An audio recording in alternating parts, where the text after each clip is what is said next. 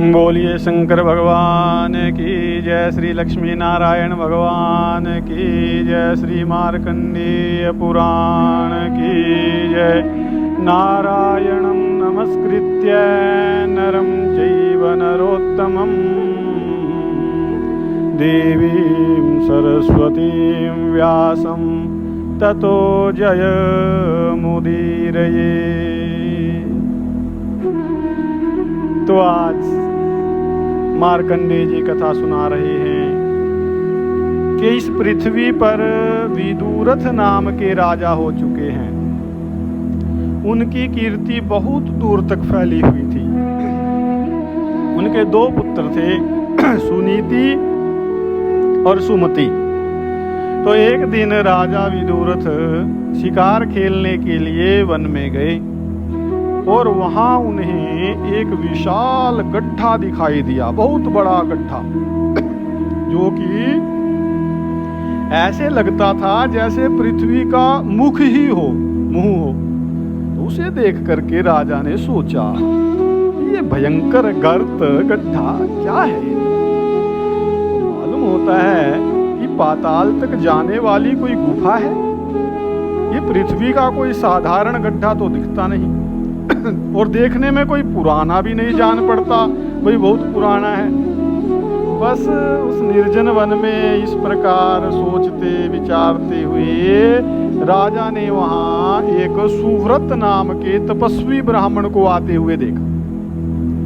तो निकट आने पर उन सुव्रत से पूछा कि महाराज ये क्या है? ये गड्ढा तो बड़ा गहरा है, इसमें पृथ्वी का भीतरी भाग दिखाई दे रहा है। तो उस ऋषि ने कहा कि राजन, क्या आप इसे नहीं जानते? इस पृथ्वी पर जो कुछ भी है वह सब राजा को जानना चाहिए। रसातल में एक महापराक्रमी भयंकर दानव निवास करता है। वो जो है पृथ्वी को जृंभित अर्थात छिद्र युक्त कर देता है और इसलिए उसे कुजृंभ कहते हैं। कुजृंभ नाम का राक्षस। तो नरेश्वर वह पृथ्वी पर अथवा स्वर्ग में अंदर अर्थात पृथ्वी पर और स्वर्ग में भी जो कुछ करता है उसकी जानकारी आपको रखनी चाहिए। आप क्यों नहीं रखते? पूर्व काल में विश्वकर्मा ने जिसका निर्माण किया था वह सुनंद नाम का मूसल उस दुष्ट आत्मा ने हड़प लिया। तो उसी से युद्ध में वह शत्रुओं का संहार करता है। पाताल के अंदर रह करके वह उस मूसल से ही इस पृथ्वी को विदीर्ण करता है और इस प्रकार समस्त असुरों के राक्षसों के आने जाने के लिए द्वार बना देता है। तो जब आप पाताल के भीतर रहने वाले इस शत्रु का नाश करेंगे तभी वास्तव में संपूर्ण पृथ्वी के स्वामी हो सकेंगे। तो राजन, उस मूसल के बलाबल के विषय में विद्वान पुरुष ऐसा कहते हैं कि यदि कोई स्त्री वह मूसल छू दे, उस मूसल का स्पर्श कर दे, तो वह उस दिन निर्बल हो जाता है। उस दिन उसमें बल नहीं रहता मूसल में, किंतु दूसरे दिन फिर पूर्ववत अर्थात पहले की तरह प्रबल हो जाता है, फिर उसमें बल आ जाता है। युवती की अंगुलियों के स्पर्श से उसकी शक्ति के नष्ट हो न जाने का जो दोष है, तो उसकी शक्ति नष्ट हो जाती है। उस प्रभाव को वो दुराचारी दैत्य भी नहीं जानता। ये मैंने आपको बता दिया। तो भोपाल आपके नगर के समीप ही उसने यह पृथ्वी में छेद किया है, फिर आप निश्चिंत क्यों? अर्थात कुछ करो। और इतना कह करके वो ब्रह्म ऋषि सुवर्त जो है आगे चले गए। तो राजा ने भी अपने नगर में जाकर के मंत्रवेता मंत्रियों से परामर्श किया और कुजृंभ के विषय में जो कुछ सुना था वह सब कह सुनाया। उन्होंने मूसल का वो प्रभाव भी कि स्त्री के स्पर्श से उसकी शक्ति का ह्रास हो जाता है, उसकी शक्ति घट जाती है, समाप्त हो जाती है, वो बलहीन हो जाता है, ये सब बताया अपने मंत्रियों को। तो जिस समय राजा मंत्रियों के साथ ये मंत्रणा कर रहे थे, परामर्श कर रहे थे, उस समय उनकी कन्या मुदावती, इसका नाम क्या था? वती, तो वो भी पास ही बैठी थी, सब कुछ सुन रही थी। तदंतर जो है कुछ दिन के बाद कुजरिम्भ ने सखियों से घिरी हुई उस राजकन्या को उपवन से हर लिया, हर के ले गया उसको। यह बात सुनकर के राजा के नेत्र क्रोध से चंचल हो और उन्होंने अपने दोनों पुत्रों से, जो कि उनके वन के मार्ग भली भांति जानते थे, उनको कहा कि तुम लोग जो है शीघ्र जाओ और उस दानव ने निर्विंध्या के तट पर गड्ढा बना रखा है, उसी के मार्ग से रसातल में जाकर के मुदावती का अपहरण करने वाले उस दैत्य को, उस दुष्ट को मार डालो। तो तब अत्यंत क्रोध में भरे हुए दोनों राजकुमार उस गड्ढे के मार्ग से, उस गर्त के मार्ग से सेना सहित रसातल में जा पहुंचे और कुजरिम्भ से युद्ध करने लगे। तो उनमें परिघ, खड़ग, सक्ते, शूल, फरसे से तथा बाणों की मार से निरंतर अत्यंत भयानक संग्राम होता रहा। और फिर माया के बलि दैत्य ने युद्ध में उन दोनों राजकुमारों को बांध लिया और उनके समस्त सैनिकों का संहार कर डाला, सारे सैनिकों को मार डाला। ये समाचार जो है राजा को मिला।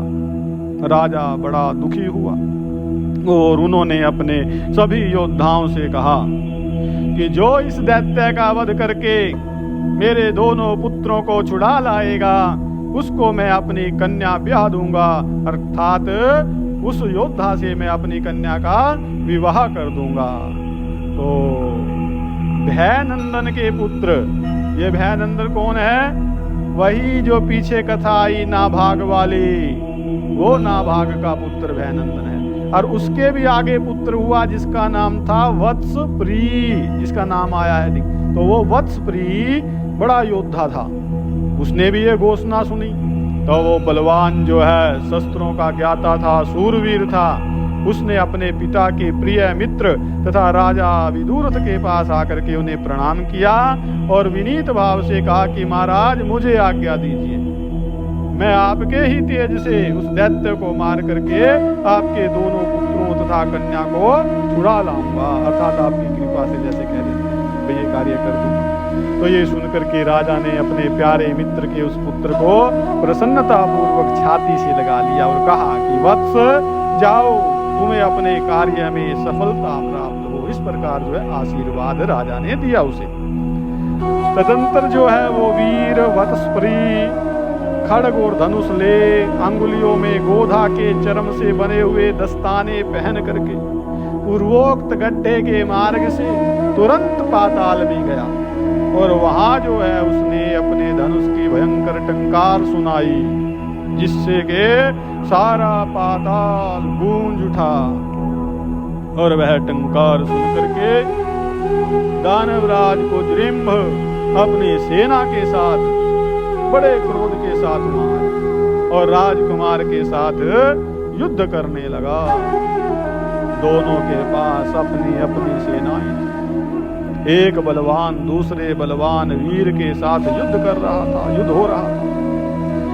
लगातार 3 दिनों तक घमासान युद्ध होता रहा। तब वह दानव अत्यंत क्रोध में भर करके मूसल लाने के लिए दौड़ा। इसको मूसल से मारा। प्रजापति विश्वकर्मा का बनाया हुआ वो मूसल सदा अंतपुर में रहता था, अंतःपुर में, और गंध माला तथा धूप आदि से प्रतिदिन उसकी पूजा होती थी। अब राजकुमारी मुदावती उस मूसल के प्रभाव को जानती थी, इसलिए उसने अत्यंत नम्रता से मस्तक झुका करके उस श्रेष्ठ मूसल का स्पर्श किया और वह महान दैत्य जब तक उस मूसल को हाथ में ले तब तक ही उसने नमस्कार के बहाने अनेक बार उसका स्पर्श कर लिया। फिर उस दैत्य ने युद्ध भूमि में जाकर के मूसल से युद्ध आरंभ किया, किंतु उसके शत्रुओं पर मूसल के प्रहार जो हैं व्यर्थ सिद्ध होने लगे। मूसल का प्रभाव तो खत्म हो गया था। उस दिव्य अस्त्र के निर्बल पड़ जाने पर दैत्य ने दूसरे अस्त्र शस्त्रों के द्वारा शत्रु का सामना किया, लेकिन राजकुमार ने उसे रथहीन कर दिया। तब वो ढाल तलवार लेकर के उसकी ओर दौड़ा। उसे क्रोध में भर करके वेग से अपनी ओर आते देख करके राजकुमार ने कालाग्नि के समान प्रज्वलित आग्नेय अस्त्र से उस पर प्रहार किया और उससे दैत्य की छाती में गहरी चोट पहुंची और उसके प्राण पखेरु जो हैं उड़ गए, मारा गया वो।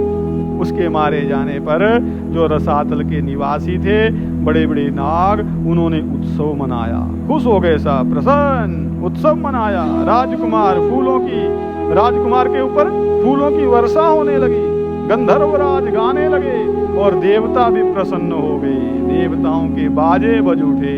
राजकुमार वत्सप्रिय ने उस दैत्य को मार करके राजा विदुरथ के दोनों पुत्रों तथा कृशांगी उस कन्या मुदावती को भी बंधन से मुक्त किया। और कुजरिम्ब के मारे जाने पर नागों के अधिपति शेषसंज्ञक भगवान अनंत ने उस मूसल को ले लिया।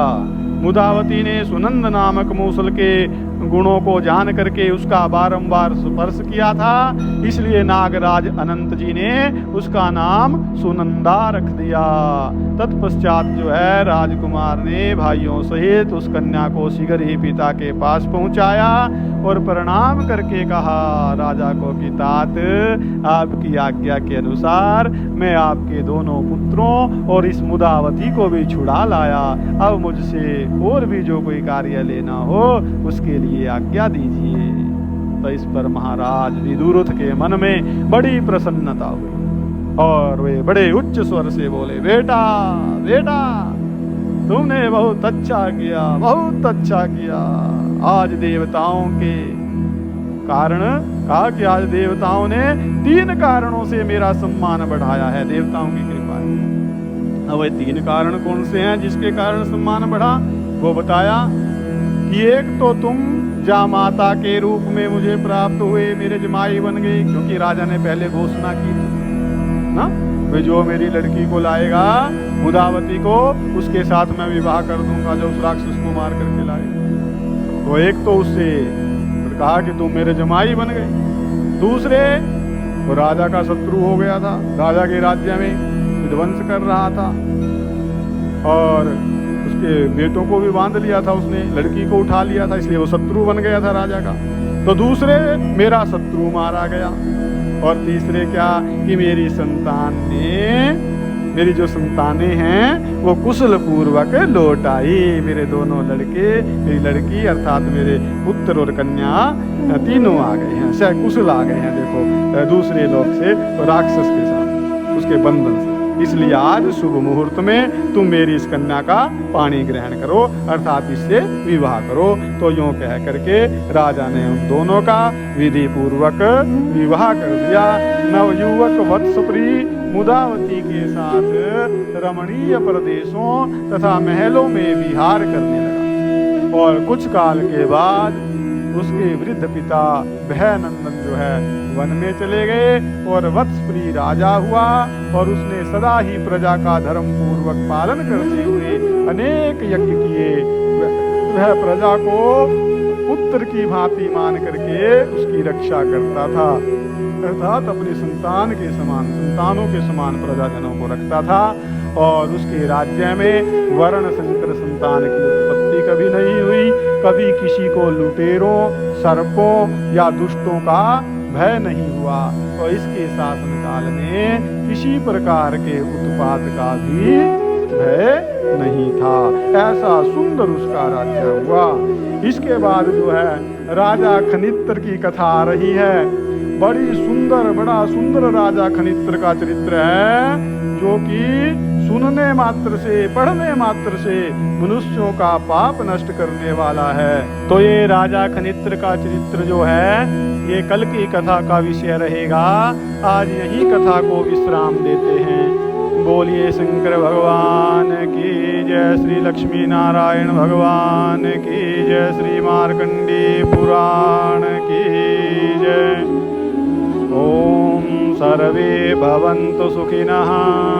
सर्वे सन्तु निरामया सर्वे भद्राणि पश्यन्तु मा कश्चित् दुःखभाग् भवेत्।